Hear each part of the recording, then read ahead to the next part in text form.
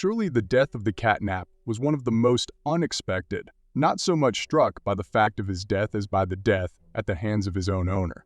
And this is a Drink Playtime, 3rd chapter, Deep Sleep. And why did the prototype kill the catnap? In fact, its most powerful henchman and the most devoted cat, Nap, created a whole cult prototype and destroyed those who were not just against, but also those who did not support. We are not talking about employees who a priori, they should have become victims. After all, they created all these monsters, did terrible experiments, and in the end, these experiments destroyed them no matter how strange it may sound. The cat is napping, the monster that destroyed the monsters. In this, they are similar to the prototype, and yet the question remains open. Why is the prototype killed the catnap, and why kill other monsters at all? Isn't this non-betrayal and betrayal on the part of the main villain? At least at the moment, it's being presented to us that way. It is the prototype that is to blame for all the troubles that happened at Playtime. However, not everything may be so simple. The employees themselves are no better than these monsters. Because let me remind you once again that it was the people from the Playtime company who created all these monsters. Most likely included, then why don't we all come to the conclusion that the prototype is actually good and he wanted to stop this whole monstrous company machine? But the scene at the end of the 3rd chapter even refutes this theory. And by the way, she is very beautiful. All the victims of the prototype should start with this, because this is the first death of the antagonist, and until the 3rd chapter, everyone wondered, and some still wonder, where did Hagiwaji go? Well, he fell from the loss. Hagi, it all begins. We saw in the 2nd chapter hairs and blood that led into the pipe, as if this was a hint that Hagi was alive, but most likely the body of Hagi was dragged away by the prototype and traces of blood and hair remained from it. I dare say this is the first victim of the prototype. Hagiwaji became part of another organism, in fact became part of the prototype. This conclusion can be drawn based on the ending of the 2nd chapter when it is already here. The antagonist in the role of Mommy Longlegs directly told us that he would make her a part of himself. But this is the 2nd time he has taken the fruits of our labors. We kill the monster, the prototype takes its body or part of this body, and all in order to make it a part of itself. Why this prototype needs this remains a mystery for now. Perhaps it is assembling a new body for its. It is unlikely that he collects monsters to revive them, otherwise Mommy would have said so, and she would hardly have worried about her death, because sooner or later a good prototype will come and save everyone.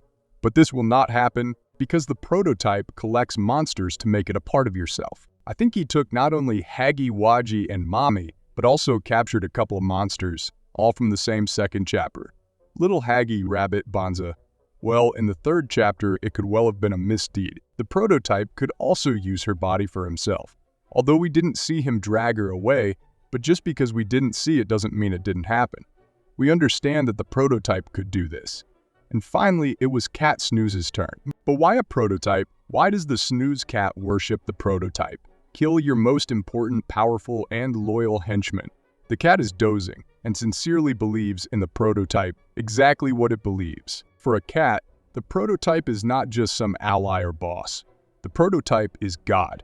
The cat built a whole altar for him where he came to pray.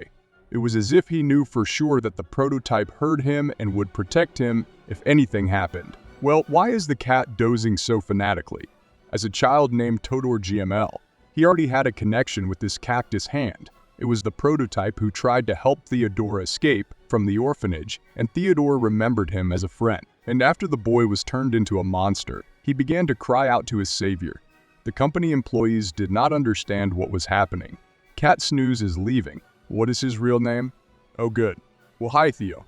How are you doing? Usually Dr. Sawyer does this, but he's not working right now. Let's put it that way. So until they find a replacement for him, I will be with you. First of all, congratulations. It's been exactly 4 years since you've been living in your new body. And you're doing great, buddy. I heard that after you and other smiling animals, like Ashdog, Capricious Pig, Tweedledee appeared at the shelter, you were unable to establish relationships with children like others. And now? What? Children adore you, you and your red smoke. You see, this is great. How's your voice thing? Still broken. Theo, no one can save you. Your place is in prison. We will only take you out to meet the children at the orphanage. But your home is here, and your prototype lives in the laboratory. This is your fate, get used to it. In this tape, we learned that the cat is kept locked up for quite a long time, about 4 years, and some unknown scientist on the tape directly tells him that your house is a prison. And what's most interesting is that he addresses the cat by his real name, Theodore. This tape doesn't just tell us the backstory of the cat dream. In general, it can tell us about the conditions in which the monsters were kept. On the latest tape, called Hour of Joy, we see a real riot of monsters. The most embittered and most ideological of them is the Kodre Mo. Terrible conditions and unbearable experiments may well explain the hostility of monsters towards people. That is why among the rioting monsters, they attack people and eat them. We see this clearly on the recording, and Kisi Mrs. simply scatters those who are next to her and runs away. Just an interesting lead. And the main instigator of all this is the prototype, which really freed all the monsters. And Komoot was not just influenced by the prototype like other monsters, he was obsessed with him long before this. Called the Hour of Joy, the cat said that the prototype would come and save everyone. And so it happened, and his faith in his God only strengthened, and now no one will dare to doubt the power of the prototype. But the prototype itself is pretty smart. Why did the prototype kill the snooze cat? And for him, the Hour of Joy is just part of some grandiose plan of his which we do not yet know about. Consequently, all monsters are just pawns, which subsequently become his personal items, or in principle part of the prototype. What's most interesting is that Komoot did approximately the same thing. He removed those he didn't like and intimidated someone, and they were forced either not to interfere in his affairs or to obey him. Miss Pleasant was the only monster left alive that was against Kata Nap. Unless you count Inferno Dog, of course. He was already dying then. Miss Pleasantness made herself a weapon. The school for her became a real fortress from the catnap.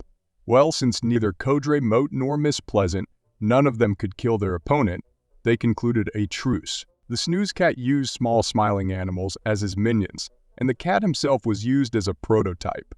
But in the end, he kills him. What was it? Betrayal. This monster is no longer needed by the prototype. But why then didn't the prototype kill him immediately after the Hour of Joy? Or was he waiting for Kodre Moth to kill all the smiling creatures? Maybe someday we'll get to Miss Pleasant. But we did it. And in the end, only he remains, the last copy for the prototype at the play location. And maybe when the prototype itself appeared at the end, Code Remote realized that its time had come. He lost the battle with the player, and the cat may well have committed an act of self-sacrifice to make his owner stronger. He stretches out his hands to his master, as if asking, "Daddy, take me. I know that you have come for me." After all, the cat did not die when we shocked him, and he burned from his own gas. He could very well attack us again. What was stopping him? And it turns out that perhaps it was the prototype that saved us, appearing on time as he himself intended and dragging away the last body of the monster. Let's say it's as if the entire third chapter, well, the first and second along with it, is one big plan of a prototype that follows its own script, and the cat Ramat could know about it. He sacrificed himself for the sake of his master, so that the prototype could continue to follow its plan, and at the same time become stronger, making Kata Slumber a part of itself.